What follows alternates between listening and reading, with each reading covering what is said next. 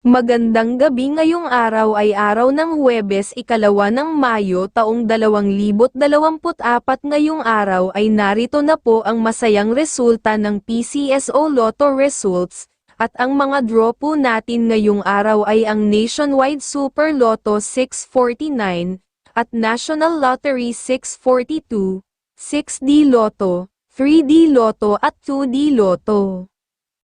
At para sa 9 PM draw sa Nationwide Super Lotto 649, ang mga lumabas na numero ay number 17, number 1, number 13, number 44, number 21 at number 48, at ang jackpot prize ay 43,453,888.00.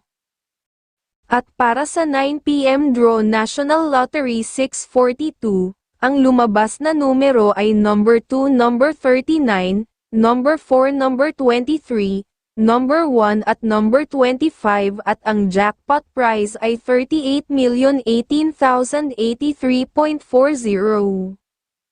Sa 6D Lotto in exact order 9 PM draw, ang mga lumabas na numero ay number 2, number 5, number 8, number 7, number 7 at number 3. Sa 3D Lotto in exact order 9 PM draw, ang mga lumabas na numero ay number 4, number 8, at number 2. Sa 2D Lotto in exact order 9 PM draw, ang mga lumabas na numero ay number 25 at number 16.